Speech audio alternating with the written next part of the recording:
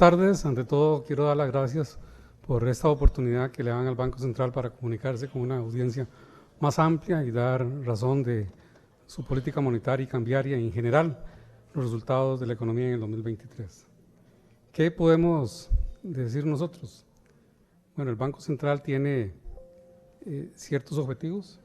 Es claro que el objetivo es mantener la estabilidad interna y externa de la moneda nacional, y que eso lo hemos entendido en la estabilidad interna como una inflación baja y estable, y la externa es que haya una sostenibilidad en la interacción de Costa Rica, en la interacción comercial o financiera de Costa Rica con el resto del mundo.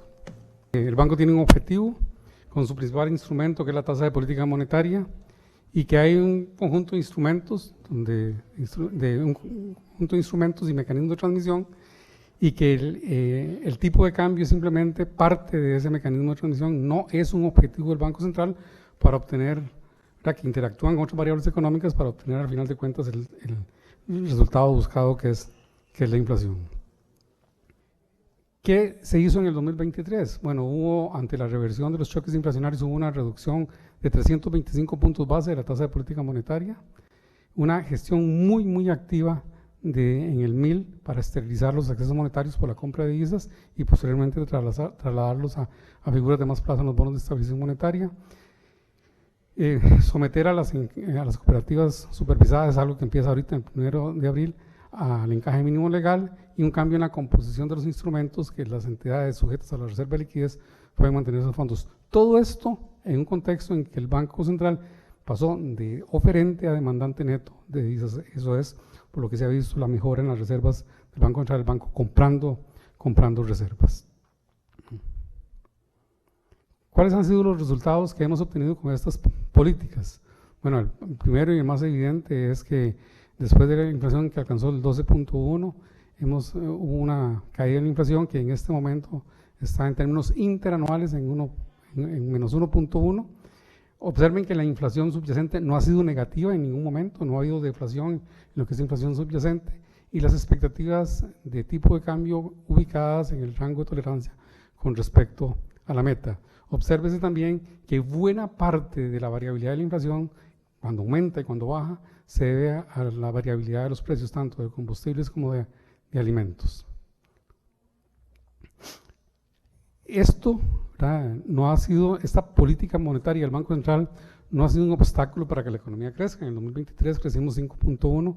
Véase que en el quinquenio antes de la pandemia el crecimiento de la economía costarricense fue 3.4 en promedio. Hay una mejora en el mercado laboral. La tasa de desempleo de promedios históricos del 10% está a 7.9. El subempleo se ha reducido también drásticamente. Hay una mayor generación en el último año de casi 100,000 puestos en el mercado formal. La informalidad ha caído 5.5.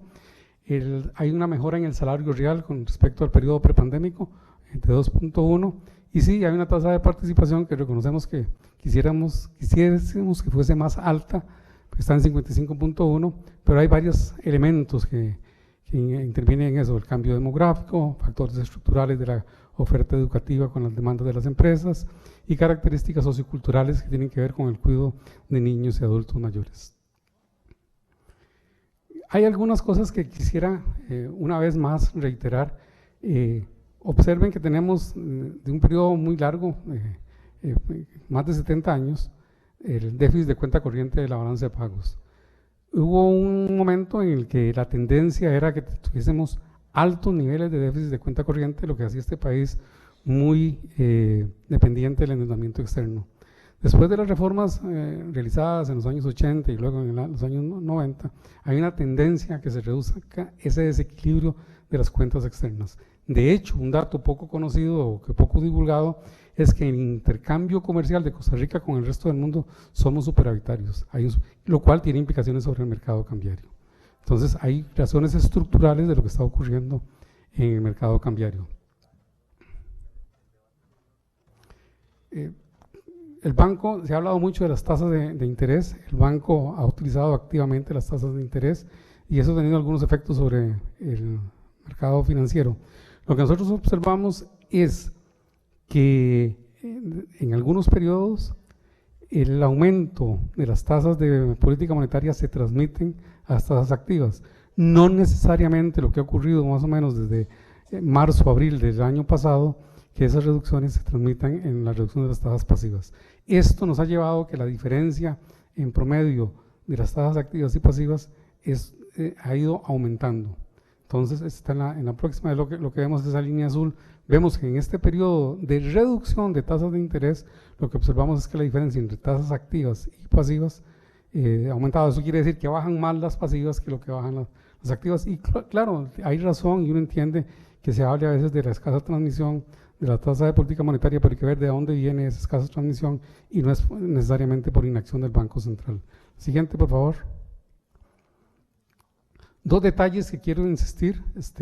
Uno es que esa política monetaria no ha sido un obstáculo para que haya una disponibilidad adecuada de crédito para el sector privado. Vea que viene aumentando una tasa de 7.4 para una economía que decimos que va a crecer 4%, con una inflación que se aspira que llegue en algún momento al 3%, entonces hay una cantidad adecuada de crédito.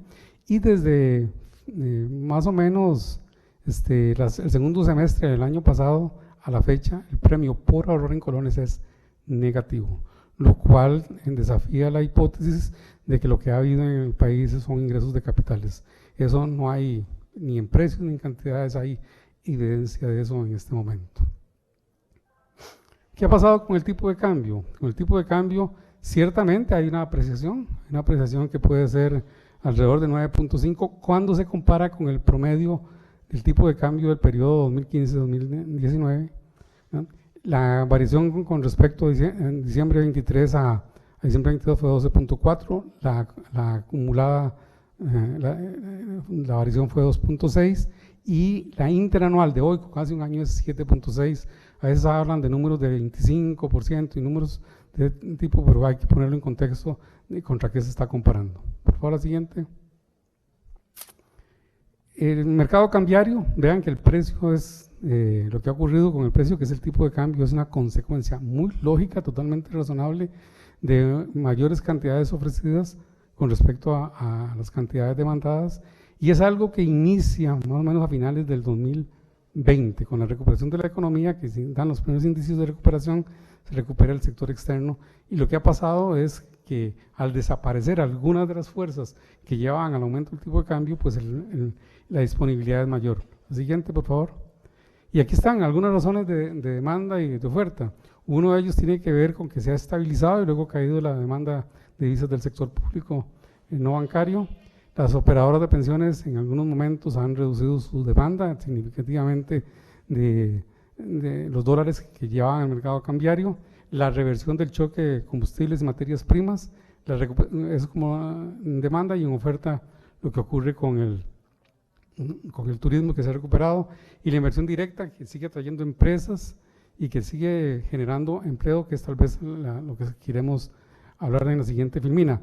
Hay otras cosas que afectaron expectativas, y el banco lo reconoce, como el crédito del FLAR, la colocación de títulos en los mercados externos y la mejor calificación de la deuda, pero es un evento externo por el desempeño fiscal y no es algo que ha hecho el Banco Central. La siguiente, por favor. Es la generación de empleos en las zonas francas. Yo sé que tienen razón cuando dicen que tal vez no explicamos del todo lo que ocurre con la generación del empleo. Bueno, en zonas francas vean el crecimiento que ha tenido el empleo. Y algo muy importante para el entendimiento del mercado cambiario, vean que son 4.800 millones de dólares más o menos lo que las zonas francas pagaron en el 2023, todo lo cual, o una gran parte de eso va al mercado cambiario. Eso explica más o menos el 65-66%, o sea, 2/3 partes de los excesos que se han dado en el mercado cambiario, las denominadas plataformas de negociación que hay en el sistema financiero. Y que eso es una oferta que se agrega al mercado cambiario con la consecuencia natural, que es la presión a la baja en el tipo de cambio.